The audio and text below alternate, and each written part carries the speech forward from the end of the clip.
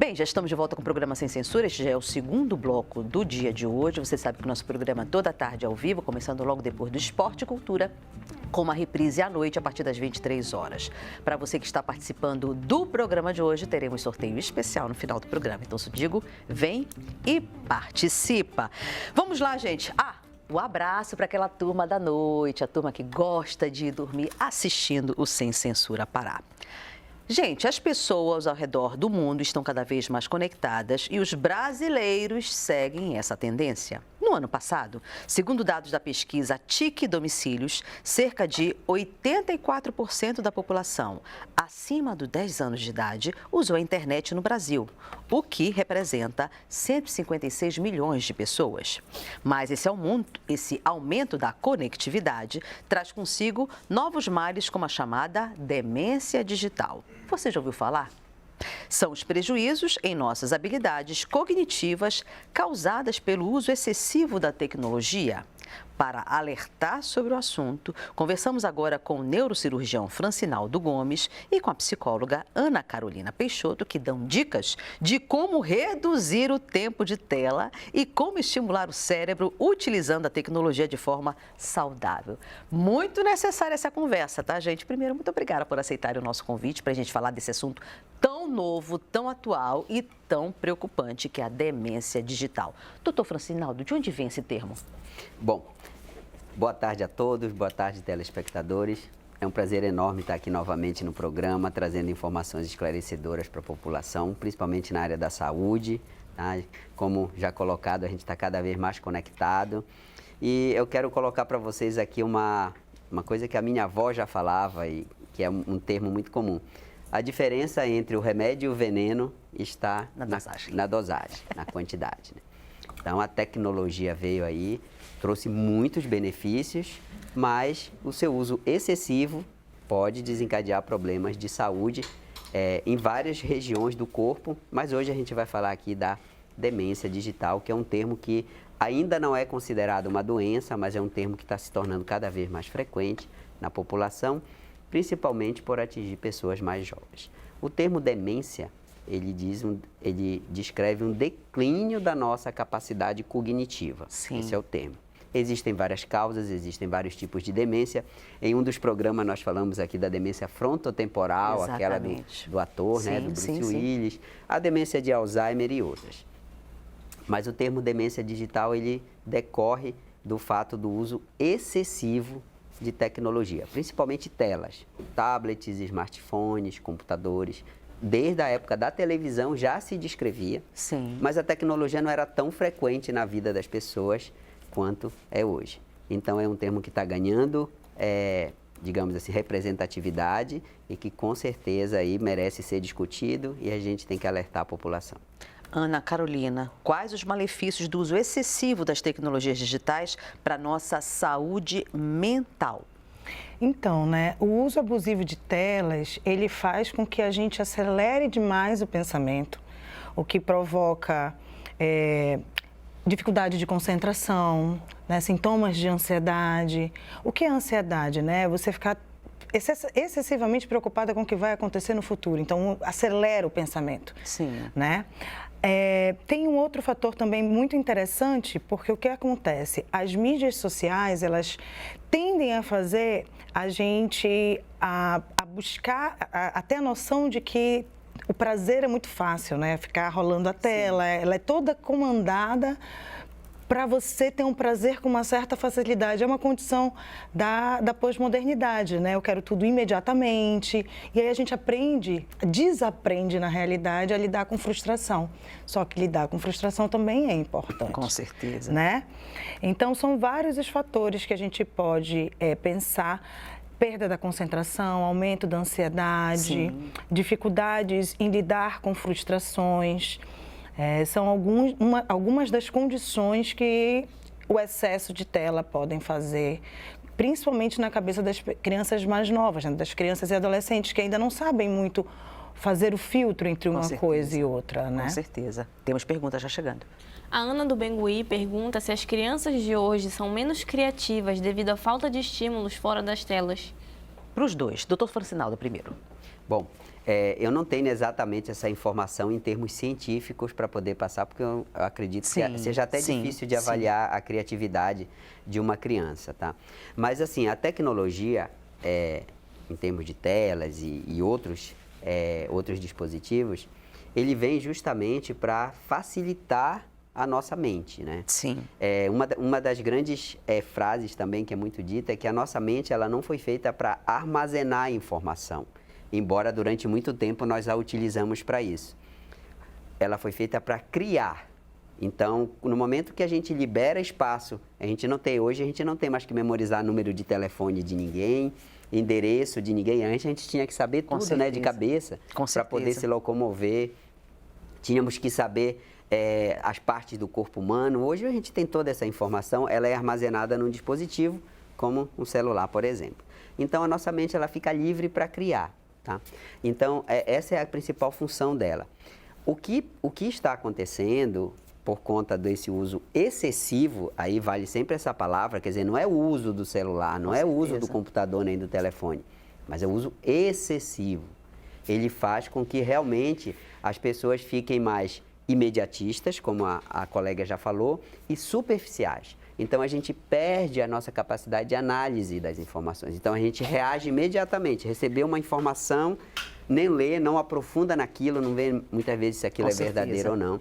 E já repassa, já omite uma opinião que muitas vezes pode não estar correta.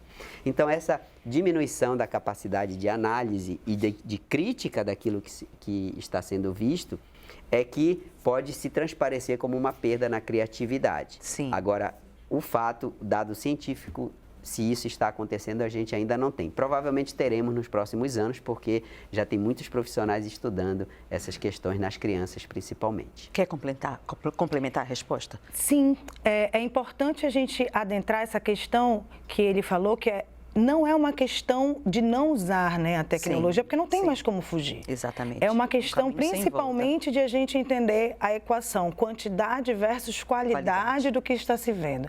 Então, qual é a grande chave, né? Os pais, eles têm que estar vendo junto com a criança, né?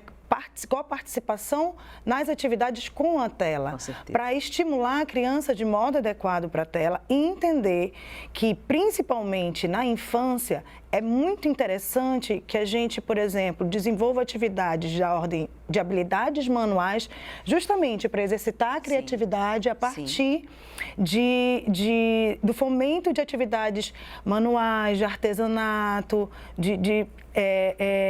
para desenvolver outras partes do cérebro que não serão desenvolvidas com o uso da tela. Perfeito. Pergunta chegando. O Sérgio, do bairro da Condor, pergunta até onde vai o limite do uso da tecnologia, sendo que o excesso de tela prejudica não só os olhos, como também o raciocínio e o sono. Então, vamos lá. Podem responder os dois. Quem quer começar primeiro? Começa contigo, então, Carolina. Assim, os limites da tecnologia, como a gente está falando, é exatamente sobre tentar esse equilíbrio aí, né? Essa equação qualidade versus quantidade. Sim. Por exemplo, há pesquisas que apontam que, usando com qualidade, a tecnologia ela favorece, né, o aprendizado, por exemplo. Mas é isso, você precisa criar filtros, você precisa não responder imediatamente. E para você fazer isso, necessariamente você vai ter que ter outras atividades que desenvolvam isso, que não são feitas a partir da tela. Com certeza. Né? Então, eu acho que a questão do limite, ela é uma linha muito complicada, muito tênue, vai depender da idade, vai depender do contexto, mas principalmente entender a qualidade do que está sendo colocado ali na tela, eu acredito que seja muito importante. A gente vive a era da informação e a dificuldade de fazer filtro. Exatamente. Era da informação e a dificuldade até de fazer comunicação. O senhor quer complementar? Sim, com certeza. Acho que essa é uma pergunta muito comum e hoje eu tenho recebido cada vez mais pessoas mais jovens se queixando, assim, preocupadas se não estão tendo Alzheimer. É interessante, né? Porque como elas estão tendo um baixo desempenho cognitivo e esse desempenho baixo costuma ser associado à doença de Alzheimer, que é de pessoas idosas, mas na cabeça da pessoa ela acha que ela está desenvolvendo ou pode desenvolver. Mas uma maneira muito interessante de você detectar esse limite é quando esse uso excessivo começa a interferir na sua rotina. Com certeza. Então, por exemplo, se a pessoa começa a querer ficar isolada só no aparelho, em vez de sair, praticar um esporte, ir ao Sim. cinema e etc., algumas outras atividades, isso já é um indício de que o limite daquela pessoa foi atingido. Perfeito. Se a pessoa, por exemplo, já não consegue mais dormir adequadamente, Sim. né? Se o desempenho no trabalho, no caso de uma pessoa, o desempenho começa a cair Com em certeza. relação ao que era antes, sem nenhuma justificativa plausível, então é sinal de que alguma coisa, o limite já está sendo ultrapassado. Então, prestar atenção nesses pontos é muito importante para detectar o momento em que o excesso já estiver acontecendo. Então, recapitule. Quais são os primeiros sinais que identificam que essa perda gradual da cognição, ela já iniciou? Bom, tem vários sinais, né? Hoje a gente detecta muitos, assim, insônia, dificuldade para dormir, vamos falar Sim. assim, né? Ou acordar no meio da noite e pegar a primeira coisa que vira para o lado e pega o celular? Exatamente. Ou acordar de manhã e olhar Já o celular, pegar o celular, né? Em vez de fazer as outras coisas. É como se a tecnologia estivesse comandando a sua vida. Então, Com você certeza. vai traçar sua rotina com base no que você está vendo ali na telinha, né? Um outro ponto extremamente importante. A pessoa, por exemplo, que começou a desenvolver dificuldade de se relacionar. Sim. Porque a forma como a gente se relaciona com a máquina é diferente da forma como a gente se relaciona com nossos pares. Pessoas. Né? Então, o relacionamento interpessoal, ele é mais profundo, ele é mais afetivo. Com a máquina é menos. Com certeza. Você está ali num jogo, num aplicativo de lazer, de recreação, etc. É um relacionamento com pouca carga afetiva. Sim. Então, se a pessoa começa a querer se relacionar com as outras pessoas como se estivesse se relacionando com uma tela, isso é um sinal também de que o limite já está sendo ultrapassado. Um outro ponto é a incapacidade de crítica e de julgamento das informações. Perfeito. Então, hoje todo mundo emite opinião sobre tudo, mas não aprofunda em nada. Então, a pessoa que começa a dar opinião, chega até muitas vezes a ficar agressiva se alguém discorda dela, então Sim. isso também já é um sinal. Tá? E a queda no desempenho, né? Pessoas que trabalham no estudo, então a gente vê muitas vezes as pessoas, olha, eu não consigo mais tirar boas notas no colégio, que eu vinha Sim. de boas notas, não Sim. consigo mais, meu desempenho no trabalho caiu, estou sendo chamado a atenção o tempo todo, então isso significa que os limites estão sendo ultrapassados. Então prestar atenção nesses 4 sinais aí já vai ajudar bastante. E tem um que é importantíssimo, que tem um nome, inclusive, chama nomofobia. Quem não conhece vai conhecer agora. É o medo de ficar sem o sem estar dispositivo ou conectado. sem a internet. Então, se a pessoa fica ali desesperada, cadê meu celular? O que aconteceu? Eu não consigo mais fazer mais nada. Eu preciso de uma Wi-Fi aqui agora, Sim. porque eu preciso estar conectado. Então, isso também já é um sinal. De alerta. Já tem que ficar preocupado já. Quem está dentro do problema, Ana Carolina, consegue identificar? Ou normalmente é quem está de fora, nos arredores, que diz assim, ei, acorda, vai procurar um especialista? Normalmente, o contexto que identifica. É difícil quando você está dentro de um problema. Sim. Você identificar, até porque existe essa fase da negação, né? Com certeza. Então, quando a gente adoece, ninguém quer adoecer. Ninguém quer se entender passando por alguma dificuldade. Então, normalmente, quem identifica é o contexto mesmo. Agora, claro, isso não impede você de, a partir dessas informações, se repensar nesse seu próprio contexto. Será que eu não estou usando excessivamente o celular? A frase que o doutor falou foi muito interessante. É aquilo, né? Eu vivo em função do aparelho. É o aparelho que está organizando a minha vida, não é eu que estou organizando a minha vida. Então, Sim. essa perda de autonomia, eu acho que talvez a primeira reflexão que todo mundo tem que fazer. Perfeito. Vamos lá, pergunta chegando. A Madalena do Guamá diz que hoje em dia tem dificuldade de assistir filmes por não ter paciência. Ela pergunta se isso é efeito da tecnologia e como contornar. Boa. Capacidade de concentração. Vamos lá. Interfere? Sem dúvidas, sem Sim. dúvida nenhuma, sim. E hoje muitas pessoas não assistem mais o filme, elas assistem o filme olhando o celular, né? Ou olhando stories, né? Então isso também diminui a concentração. E exatamente como a colega colocou aqui, o que acontece? Como a gente está mais imediatista, a gente quer ver coisa de 3 minutos, 5 minutos, 10 minutos. Não um filme de 1 hora, 1h30, 2, Sim, às vezes. sim. A não ser que você esteja no cinema, talvez você ainda fica porque também não tem outra alternativa ali. Mas na sua casa é muita distração, né?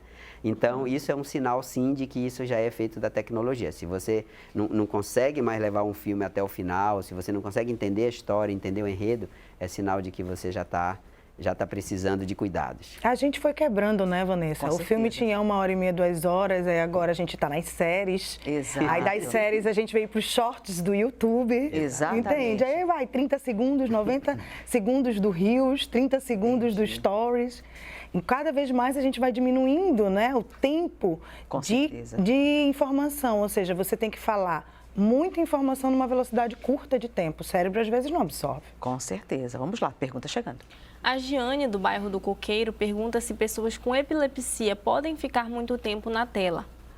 Olha, excelente pergunta. Bom, essa pergunta foi direcionada para mim, Giane. Sim. Parabéns aí. Sem querer, você direcionou a pergunta para mim. Bom, mas vamos lá. Primeiro ponto. Existe um tipo específico de epilepsia que chama epilepsia fotossensível. Esse tipo de epilepsia, a pessoa que tem esse tipo, as crises são desencadeadas pelo brilho de telas e pelo brilho no cotidiano. Geralmente padrões como se fossem padrões que vêm e vão, né, de interrupção. Tipo, você está andando no carro e está olhando para o sol e tem uma cerca. Então, conforme o carro passa, o sol é como se fosse piscando entre as varetas da cerca. Então, esse é o tipo, né? Coisas que piscam. Por isso que quando vai fazer o exame de eletroencefalograma, tem aquele estímulo de piscamento, de uma luz piscando, para tentar desencadear. Então, as pessoas que têm esse tipo específico de epilepsia, é contraindicado para elas. Perfeito. Porque elas podem desencadear a crise pelo brilho. Ok. Mas e as pessoas que têm outros tipos de epilepsia, que não é epilepsia fotossensível? A questão toda é que o uso excessivo de tela vai te gerar ansiedade, que é algo que propicia a crise. Com certeza. E a perda de sono, porque às vezes a pessoa fica até tarde da noite ali no celular e essa privação de sono também é um fator desencadeante de crise. Então, para a pessoa que tem epilepsia, o uso consciente, regular e o uso controlado da tecnologia não tem problema. Com certeza. Mas o uso excessivo pode sim piorar as crises, pode piorar o controle das crises. Vamos lá, mais perguntas chegando. O Nilson Almeida, da Terra Firme, diz: haja vista que naturalizamos o uso excessivo dos aparelhos, como celulares, por considerar moderno, ele quer saber como convencer alguém desse malefício. Boa pergunta. Ah, Doutora. pergunta de milhões, hein? Vamos lá. Olha, assim, convencer as pessoas é muito difícil. Essa que é a verdade.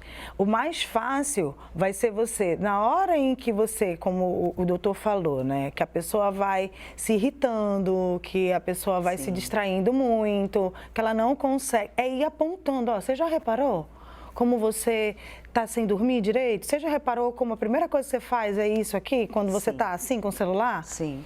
Isso eu faço, por exemplo, com meu filho, quando eu quero chamar a atenção dele do excesso de tela. Sim. Eu falo assim, você já reparou como você fica irritado quando você fica muitas horas na frente do celular?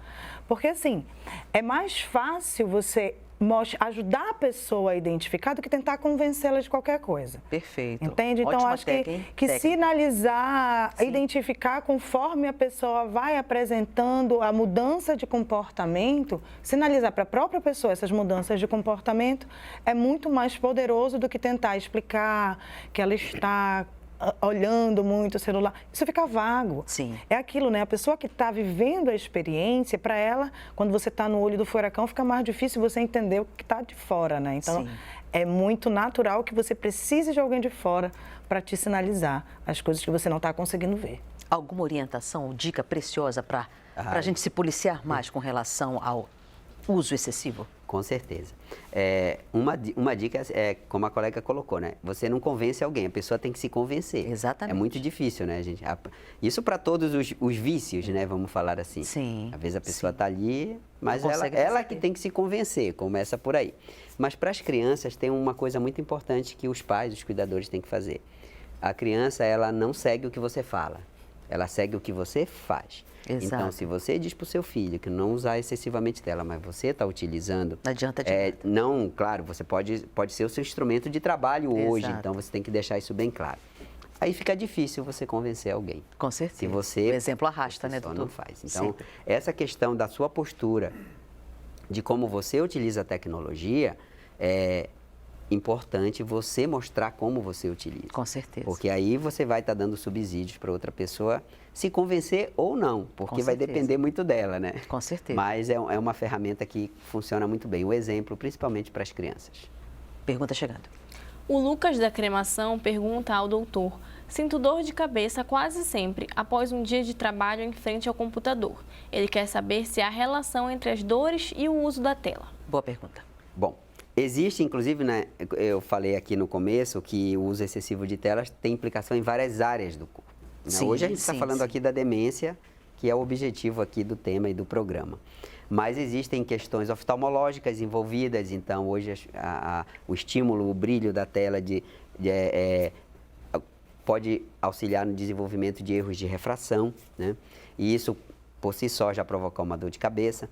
A outra coisa é a postura frente à tela, porque muitas vezes você se relaxa, fica todo torto na frente do computador ali, e aí fica forçando aqui a região da coluna cervical, do dorso. Isso também pode provocar dores de cabeça. E claro, o estresse, a ansiedade, aquele peso também são fatores que desencadeiam.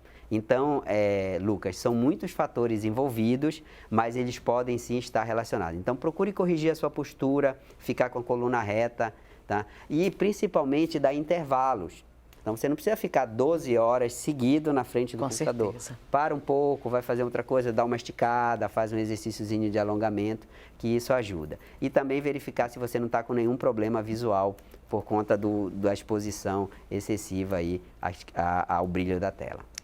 O senhor falava sobre esses intervalos necessários. Eu morei no Japão durante 3 meses e meio, e lá, em qualquer tipo de organização, a orientação é o seguinte: a cada hora de trabalho, vai, estica, relaxa, ou sai para fumar, ou toma um cafezinho, né? Ou faz um relaxamento, mas desde que você faça essa interrupção, que ela é extremamente salutar. Pergunta chegando aí, Jennifer? Sim, temos uma pergunta da Amanda do Satélite. Ela quer saber se o uso excessivo das tecnologias, como o ChatGPT, por exemplo, faz com que as pessoas se tornem mais preguiçosas para pensar. Ai, ótima essa pergunta.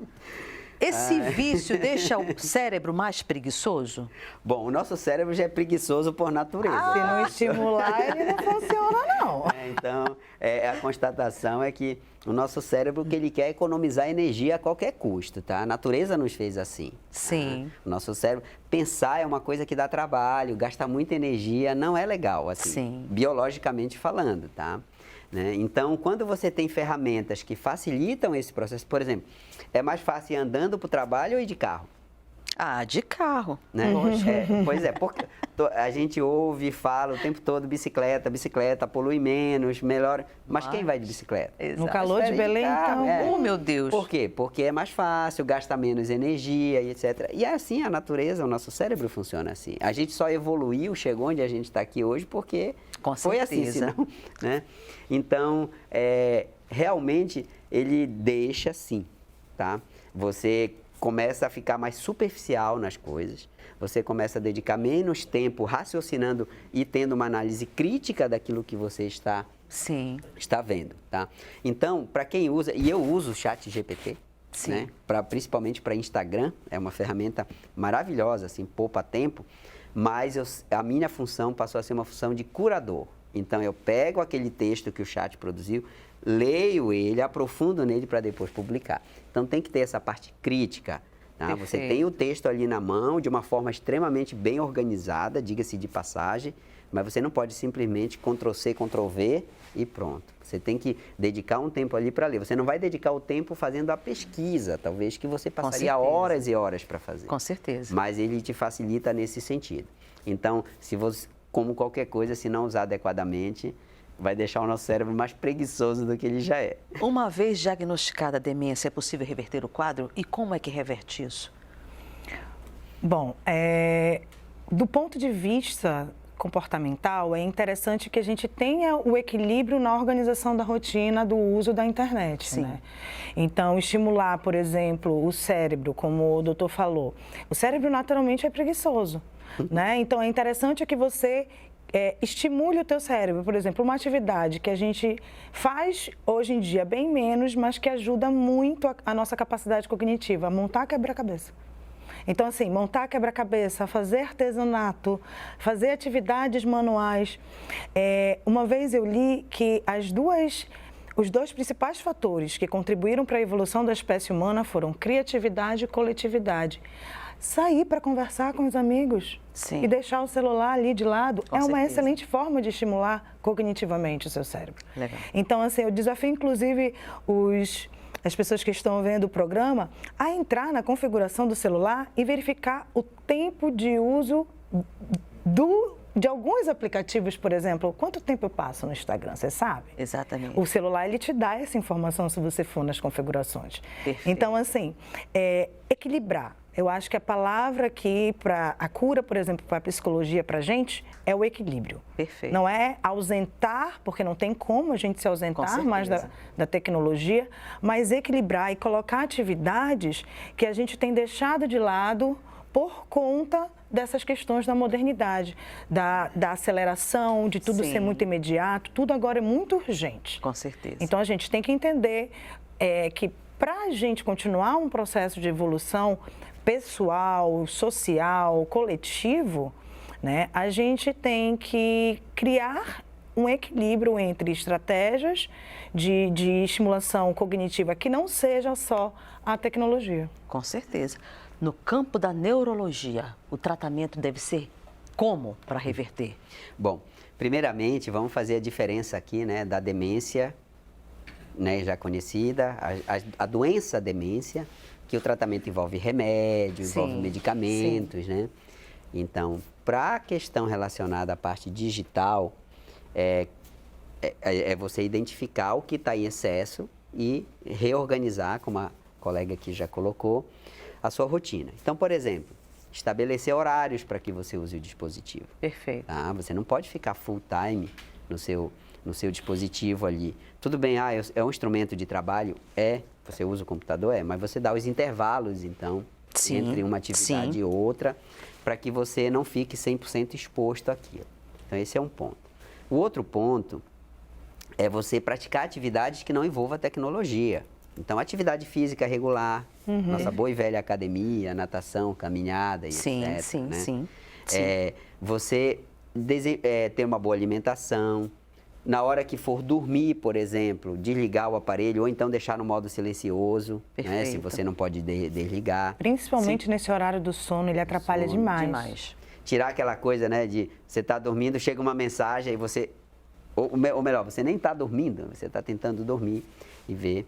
E trabalhar muito essa questão das atividades não envolvam tecnologia. Praticar esporte, sair para um show, né, para atividades sociais, né, participar mais de atividades sociais, sem o celular, né, ou com o celular desligado. Fazer um desmame, né, porque o que levou à situação foi o excesso. Então, você tem que trazer aquilo para a normalidade. Perfeito. Para quem tem dificuldade de fazer isso assim de forma assim meio subjetiva, pode estabelecer regras mais objetivas. Eu, por exemplo, fiz isso para mim. Então, o meu celular fica o tempo todo no silencioso, né? E a cada 2 horas eu olho o celular. E nessas 2 horas eu estou fazendo outra coisa. Sim. Tá? Que não necessariamente com o celular. Posso estar lendo um livro, posso estar escrevendo alguma outra coisa, mas o celular está aqui.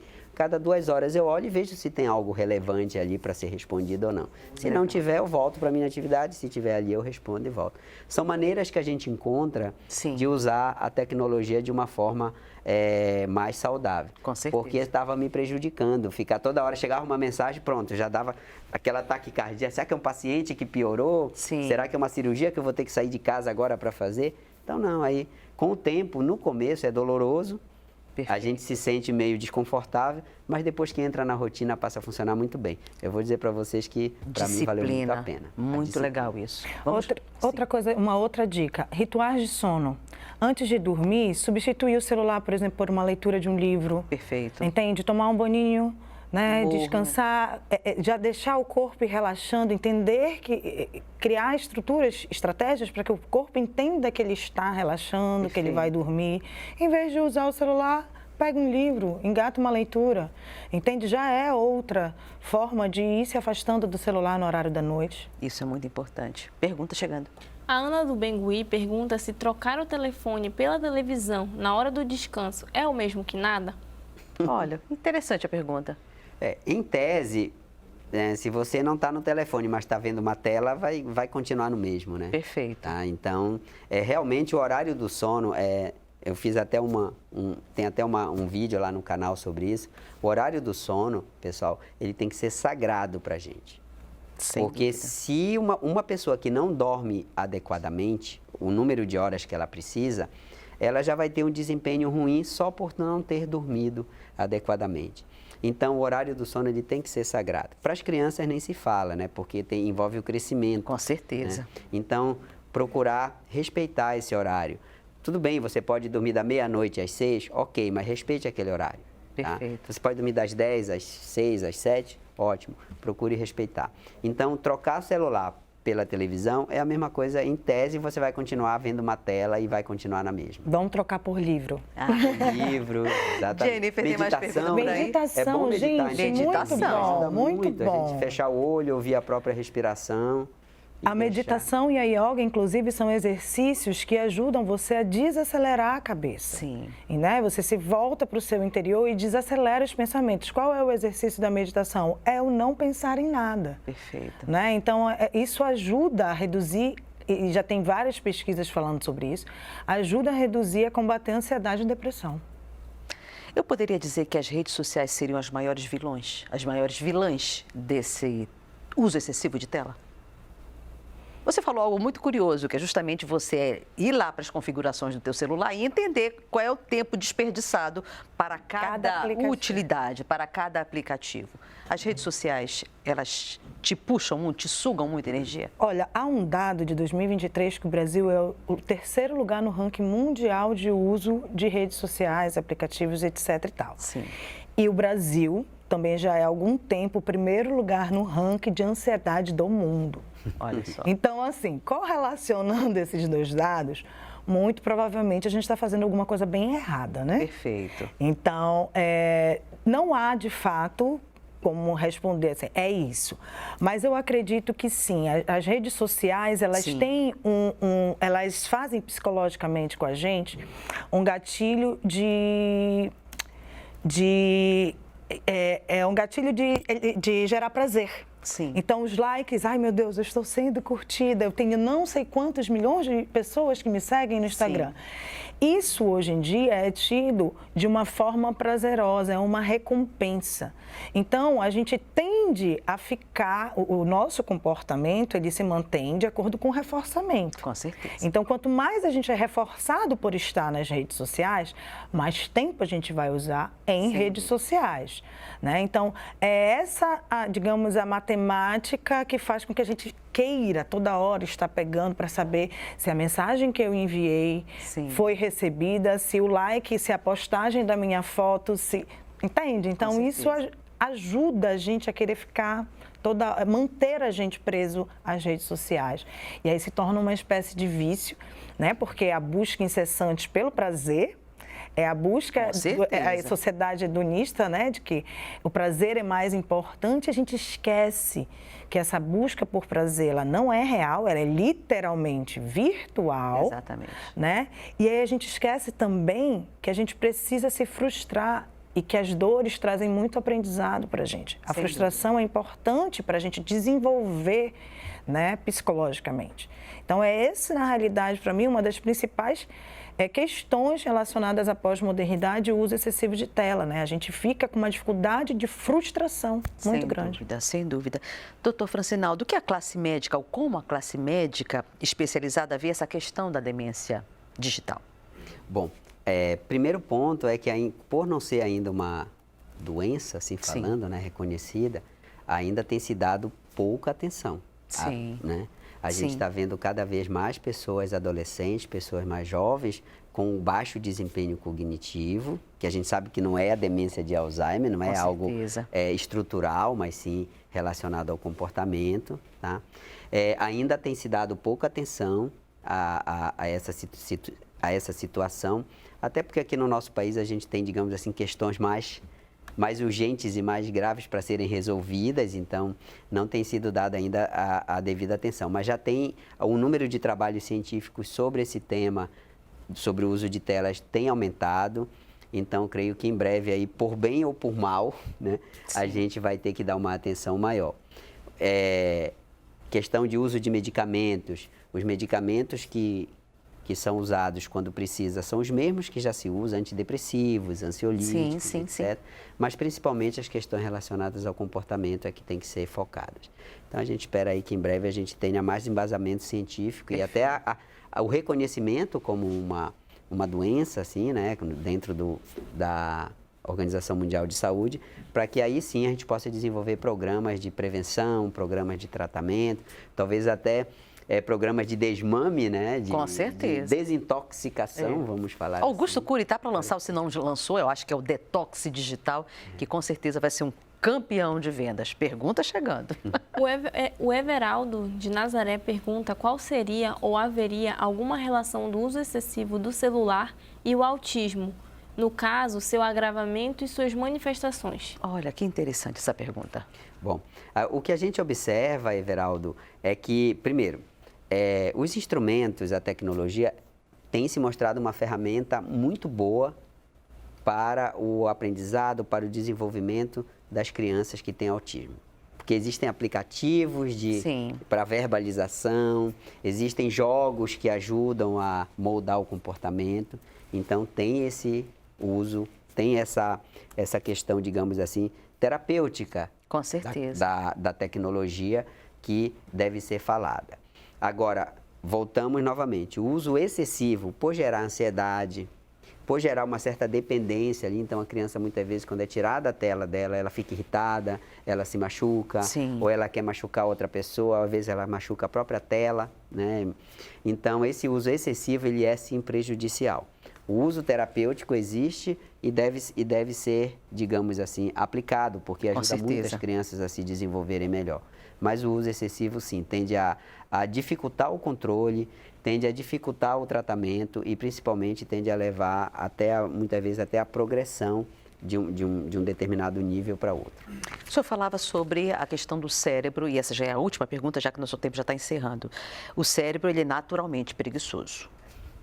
E com a falta, ou melhor, com a hiperestimulação virtual ou tecnológica, ele não é tentado a criar. Isso quer dizer que nos próximos anos a doença de Alzheimer pode acontecer antes da idade madura, antes da vida idosa? Bom, a doença de Alzheimer é uma doença muito bem caracterizada, tem cunho genético e etc. Então, ela provavelmente não vai mudar. O que vai provavelmente acontecer é que, como a gente está vivendo mais pessoas vão chegar à velhice e desenvolver pelo fato de viverem mais. Perfeito. Né? Antes as pessoas morriam antes dos 50 anos, não dava nem tempo de ter demência, a demência senil, né, que a gente fala. Agora nós vamos ter mais casos de demências em pessoas mais jovens, mas não relacionada à doença de Alzheimer. Perfeito. Demência relacionada ao comportamento, que uma delas já é a demência digital. Uma das principais características dela é acometer pessoas mais jovens, tá? Aliás, de todas as idades, mas principalmente as pessoas mais jovens. Então, além de outras questões, problemas visuais, problemas de coluna, né, problemas de relacionamento, tá? Principalmente a dificuldade de lidar com frustração, né, que a gente já observa, porque na rede problemas social motores, tudo é perfeito, né? Então, nós possivelmente teremos mais condições. Agora, vejam só, a natureza, ela não é estática. O que está acontecendo é que a nossa evolução biológica não está conseguindo acompanhar a evolução tecnológica. E como a nossa evolução ela é moldada pelo ambiente onde a gente vive, então quando a gente morava nas cavernas, a gente tinha determinadas habilidades. Depois que mudamos para as cidades, precisamos desenvolver novas habilidades. Fomos para o espaço, vamos precisar desenvolver novas habilidades. Deve chegar um momento em que o cérebro vai se moldar a isso, de alguma forma. Tá? Por quê? Porque a pressão vai continuar, então a evolução vai fazer o papel dela. Pelo menos tem sido assim nos últimos milhões de anos. Então, possivelmente vai ter. Só que a evolução tecnológica está muito rápida frente à evolução biológica, que ela é mais lenta. Perfeito. Então, a gente vai ter aí um delay, um atraso, mas deve acontecer. A gente vai ter que se adaptar a isso, porque é um caminho sem volta. Com certeza. Gente, adorei conversar com vocês. Vocês transitam pelas mídias sociais. Vamos lá, doutora Ana Carolina. Tem algum perfil? Tenho o meu perfil pessoal, que é a ponto Carol Peixoto, e meu perfil profissional, que eu movimento pouco por falta de tempo, chamado A Palestrinha. Que maravilha! E o senhor, doutor Francinaldo? Bom, eu vou deixar aqui o perfil do Instituto, né, onde a gente cuida de pessoas que têm problemas de demência, epilepsia, distúrbio de movimento, dores crônicas, autismo, Sim. com terapia com cannabis também. É @instituto.dr de doutor, Francinaldo. Que maravilha, gente. Acessem Um beijo lá, no curtam, coração. deixem comentários que vai ser um grande prazer interagir com vocês. Vocês são maravilhosos. Sem excesso. Um beijo no coração, saúde Obrigada. sempre, que tenhamos um Obrigado ano pra grandioso. Quero vê-los mais vezes aqui no Sem Censura. Vamos então, gente, a um breve intervalo. Até já.